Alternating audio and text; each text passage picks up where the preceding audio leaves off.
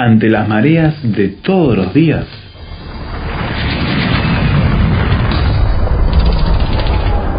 Llegamos a tierra firme.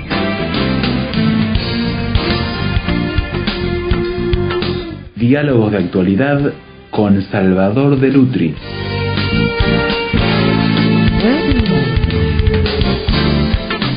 Nos hemos acostumbrado a escuchar últimamente eso que dice muchas personas al momento de ser atacadas o de alguna manera siendo lesionadas: esto es indignante, o esto atenta contra la dignidad humana. Bueno, ¿qué es esto, la dignidad humana?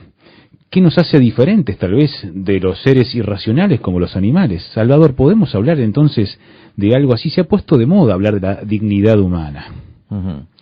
Bueno, yo creo que la dignidad es un principio que puede señalarse en la historia el momento en que penetra en Occidente. Ajá. Es decir, hay un momento histórico que lo señaló con mucha propiedad Julián Marías, donde él dice que allí se ve la característica de lo que es el hombre occidental. Él dice algo más, dice: allí nace el hombre occidental. Yeah. Cuando el apóstol Pablo con sus colaboradores pasa a la ciudad de Filipo, salta del mundo de Asia Menor, salta por primera vez a Europa. Con él llega la fe cristiana a Europa. Pero en Filipo tuvo algunos problemas, y los problemas hacen que se produzca un tumulto contra él, lo acusan falsamente, lo llevan ante las autoridades, y las autoridades tienen por un lado al populacho que presiona, y por otro lado dos recién llegados que están con una doctrina ahí, y que son el motivo para ellos del escándalo. Por lo tanto toman una medida demagógica, y la medida demagógica es que sin juicio ni sentencia los desnudan, los azotan y los mandan a la cárcel de máxima seguridad. Uh-huh. Al otro día, calmado ya el populacho, deciden y le piden que lo suelten, que los dejen ir, porque después de todo no han hecho nada malo. Y en ese momento, el apóstol Pablo, cuando los carceleros vienen para sacarlos de la cárcel, él dice: nos azotaron públicamente sin antes habernos juzgado, sí, nos metieron en la cárcel, ahora quieren soltarnos a escondidas, no, que vengan ellos a sacarnos. Uh-huh. Julián Marías dice: esa es la característica del hombre de Occidente, esa es la característica que ha dado el cristianismo. Es tan importante la libertad como la dignidad. Él marca ese hecho como fundamental. Como fundamental, Uh-huh. en ese punto parte. Lo que quiere decir que la dignidad humana es tan importante como la libertad. Pero ahí nos surge una pregunta que creo que es muy importante. ¿Por qué un ser humano tiene dignidad y tiene mayor dignidad que un animal? Uh-huh. ¿No? El hombre es biológicamente un mamífero y entonces pertenece biológicamente al reino animal. Uh-huh. Pero hay acciones en el hombre que no se pueden explicar biológicamente. Es decir, tenemos algunas diferencias. En el hombre hay un principio espiritual, y ese principio espiritual pesa, ¿no? Por ejemplo, cuando se descubren allí a fin del siglo XIX las cuevas de Altamira, entra el grupo de descubridores y miran las paredes y ven esos dibujos de esos bisontes, ¿no? Ellos no se preguntaron qué animal hizo esto. Claro. Ellos dijeron: esto lo hicieron los hombres. Uh-huh. ¿Por qué? Porque el arte es una manifestación del espíritu, va más allá del cuerpo. Y entonces el animal no puede producir arte, Uh-huh, no puede disfrutar del arte, y porque le falta el elemento espiritual que el hombre tiene. Cuando los antropólogos descubren, por ejemplo, vestigios de alguna actividad que quieran determinar si es humana o no, buscan elementos religiosos. Si hay algún elemento religioso, esa actividad es humana. Claro. Si no, no es una actividad humana. Porque tiende a lo trascendente. Claro, el hombre tiene esa tendencia a lo trascendente. Es un ser que se autodetermina, Uh-huh, que elabora su propio destino, por así decirlo, marca los rumbos de su propia vida.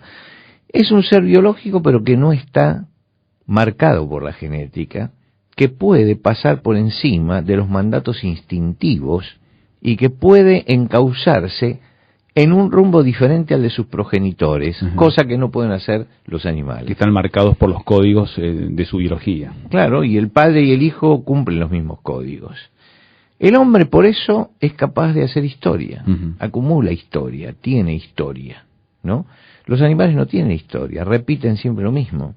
Entonces el ser humano tiene un principio espiritual. Y acá llegamos a la gran disyuntiva. Y la disyuntiva es esta.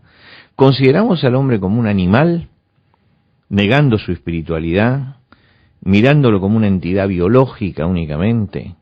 Entonces no podemos hablar de dignidad. Ajá, Pero si consideramos al hombre como un ser espiritual, claro.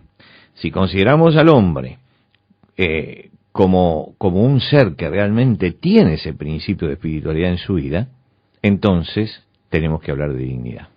Ahí está la inflexión, digamos. Ernesto Sábato, que fue en su momento un agnóstico declarado, sin embargo, dentro del agnosticismo, consideraba al hombre como un ser espiritual. Ujú. Y yo creo que le lleva a cortar con el agnosticismo justamente esa visión completa que él tenía del hombre como un ser espiritual. En Sobre héroes y tumbas, por ejemplo, que es la novela fundamental, la segunda gran novela y la novela fundamental de Ernesto Sábato, él dice así: en el instante mismo en que alguien muere, su cuerpo se transforma bruscamente en algo distinto, como para que podamos decir, no parece la misma persona. Mm. No obstante, tiene los mismos huesos y la misma materia que un segundo antes, de ese misterioso momento en que el alma se retira del cuerpo y en que éste queda tan muerto como queda una casa cuando se retira para siempre los seres que la habitaron. Lo que quiere decir que ese vacío que él ve en ese momento y que lo describe tan bien, demuestra de que está creyendo en un principio espiritual, Ujú. porque en alguna forma la biología se detuvo, pero dice se vació de algo, algo lo abandonó. Él no habla de muerte, habla de un vaciamiento, de una casa deshabitada. ¿Qué es lo que dejó vacía esa casa? Ujú. Es el elemento espiritual que la ha abandonado. Ahora, si entendemos al hombre así, tenemos que pensar que entonces cada ser humano, que tiene un mundo propio, que tiene un espíritu propio, que tiene una forma de ver y de vivir el mundo y la historia propia, es algo así como una obra de arte. Las obras de arte son únicas, por Sí. eso son obras de arte. El Moisés de Miguel Ángel es único, entonces lo protegemos, porque es único. La Gioconda es única, por eso la protegemos, porque es única. Ahora, cada hombre es único también. Ujú. Y tendríamos que pensar que esa persona tiene dignidad y debe ser respetada, porque es una creación, cada ser humano es una creación única de Dios. En el pasado, por razones políticas, económicas, sociales, muchas veces las sociedades han pasado por encima de la dignidad humana.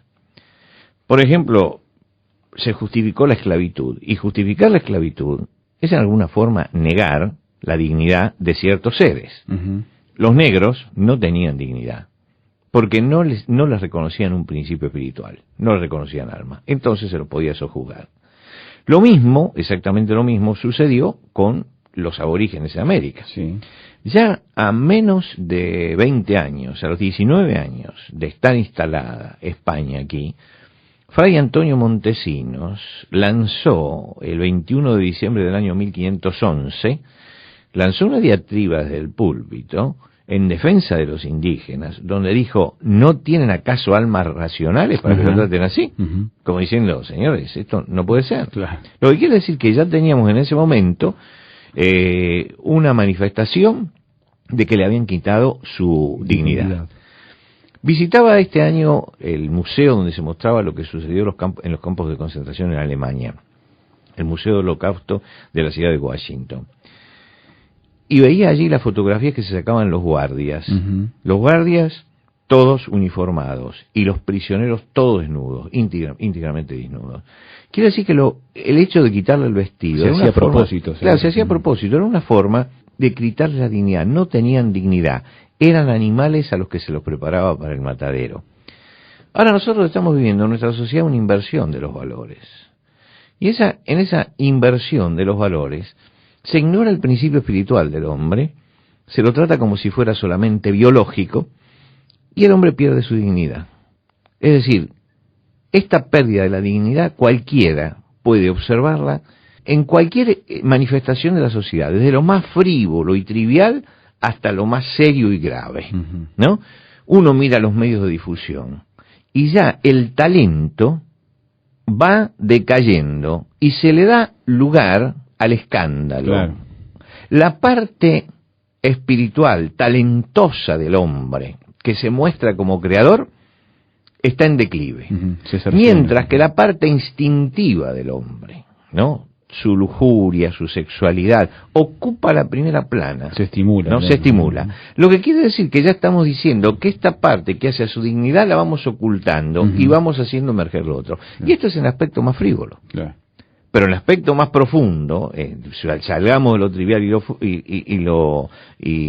lo frívolo, y entremos al aspecto más serio y más grave, hay embestidas por todas partes por legalizar el aborto. Por ejemplo. Claro. Entonces, cuando yo legalizo el aborto, reconozco al ser humano como un ser biológico nada más. Entonces saco del cuerpo de la madre un pedazo de carne y lo tiro, así como matamos un ternero, matamos una vaca. Ahora, si reconozco un principio espiritual que se gesta allí, entonces ese ser tiene dignidad y merece ser de otra defendido. manera, seguro. Quiere decir que estamos frente a dos visiones totalmente distintas, y mientras que uno, a pesar de que habla de derechos humanos y todo lo demás, le niega la dignidad espiritual al hombre, hay otro principio que dice, no, el hombre es digno y por lo tanto debe ser respetado. Yo no puedo hablar de derechos humanos y aprobar el aborto, porque es contradictorio, ¿no? Es totalmente contradictorio.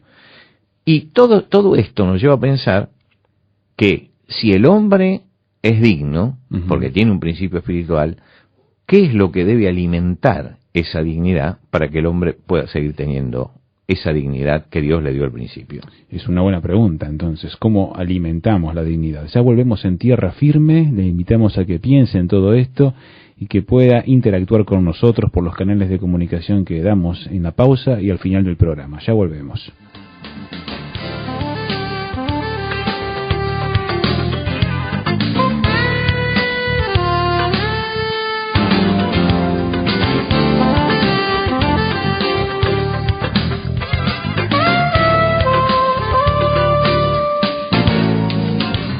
Tierra Firme en Internet. Descubra nuestro sitio, materiales, datos, la transcripción de estos comentarios, frases sobre este tema que le ayudarán a desarrollar una posición con bases sólidas. Visítenos en www.tierrafirmertm.org www.tierrafirmertm.org. Tierra Firme es una producción de Radio Transmundial.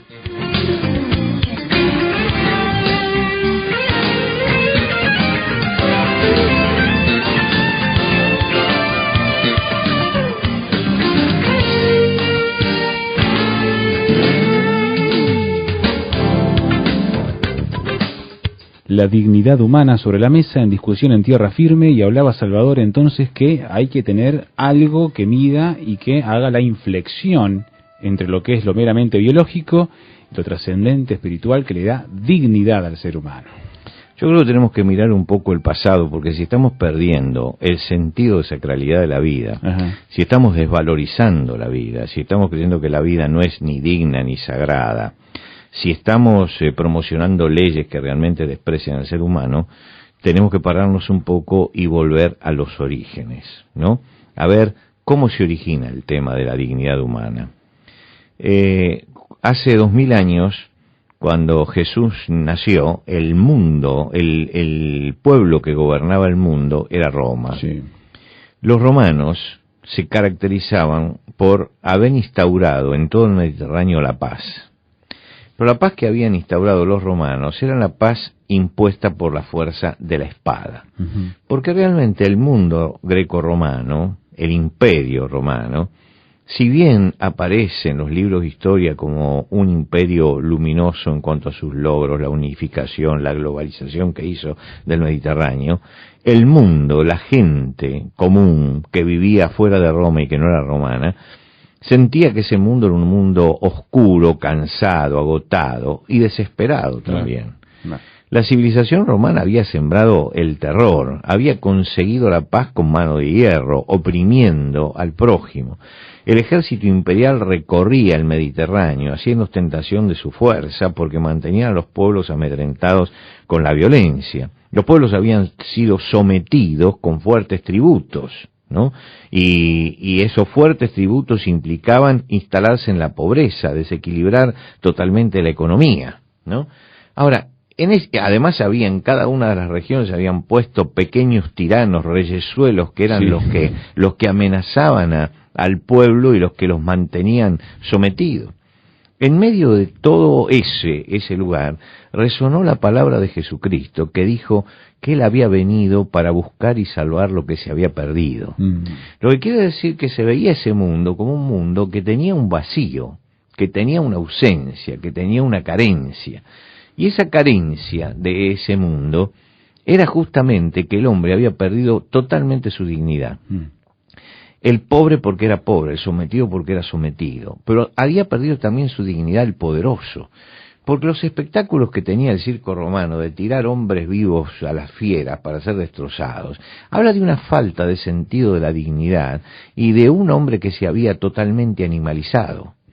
En ese mundo, que es tal como el mundo nuestro, como el mundo de hoy, resonaron las palabras de Jesús de que iba a recuperar al hombre. La redención es la recuperación de la dignidad perdida. El hombre que ha perdido su dignidad a causa del mal, la recupera. Jesucristo viene para que la recupere a través de él, a través de lo que él hizo.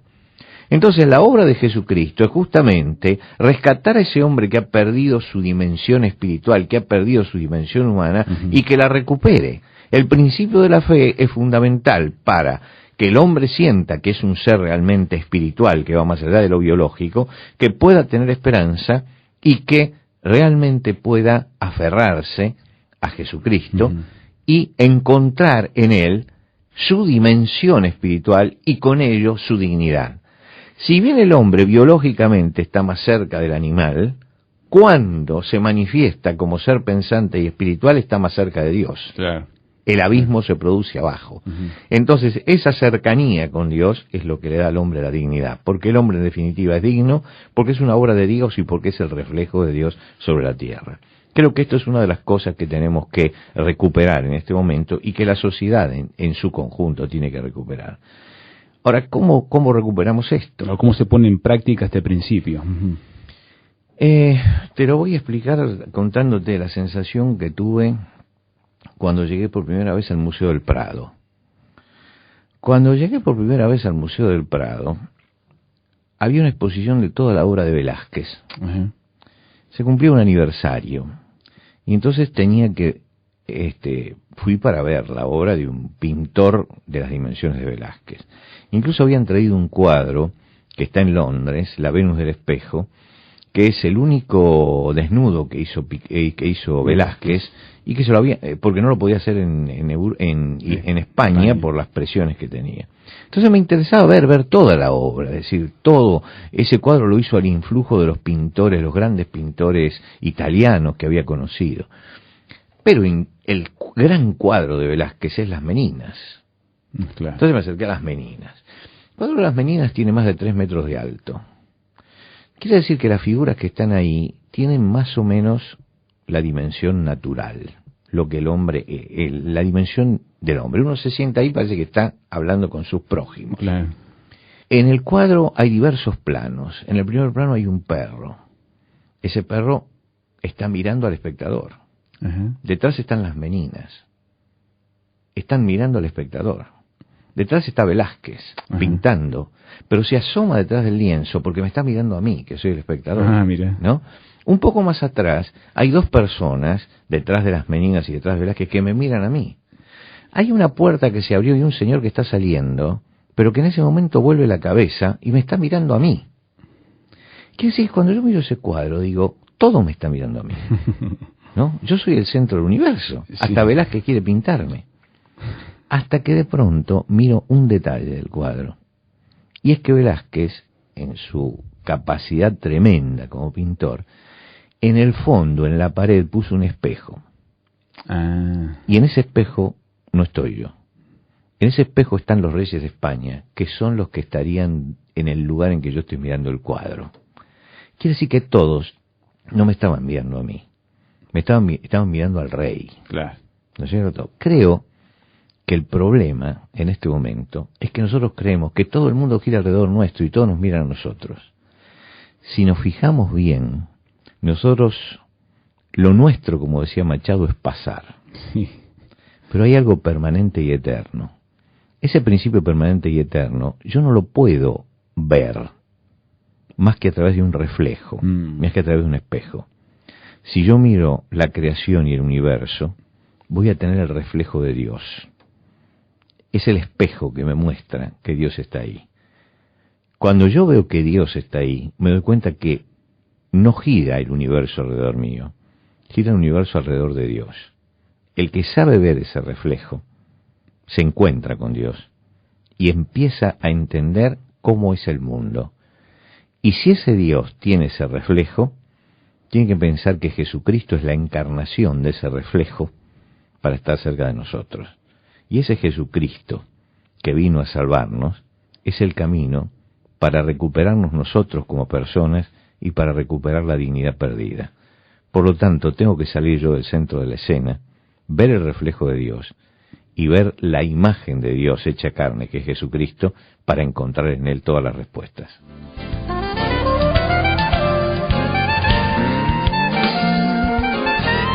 Los grandes músicos en tierra firme.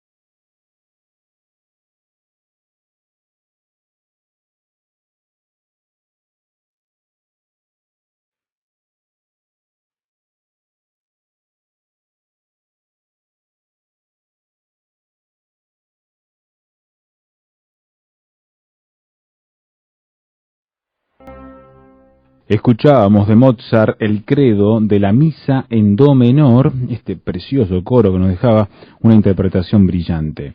Si usted quiere opinar de la dignidad humana, el programa que hemos enfocado hoy con Salvador de Lutri, le invitamos a utilizar los siguientes canales de comunicación. Por correo electrónico, tierrafirme@transmundial.org. Reitero, correo electrónico, tierrafirme@transmundial.org. También le ofrecemos la interacción por el sitio de internet www.tierrafirmertm.org. En este sitio de internet va a encontrar el programa que hemos hablado de la dignidad humana, con una sección dedicada donde usted podrá opinar al respecto e interactuar con otros visitantes y con nosotros, dando sus opiniones porque está en formato de blog. También en www.tierrafirmertm.org podrá encontrar el audio del programa para escucharlo nuevamente. El archivo MP3 también, que se lo regalamos para que lo pueda descargar y utilizar este programa para escucharlo en su reproductor o compartirlo con otras personas. Y la transcripción, el texto completo de la charla, para que pueda utilizarlo también para su conveniencia. www.tierrafirmertm.org. También le comento que hay otras cosas, otras secciones con artículos, entrevistas, notas, que usted puede descubrir allí visitando e interactuando con nosotros en la web. La invitamos entonces. Nosotros volveremos aquí a estar junto a usted la próxima vez que anunciemos Tierra Firme.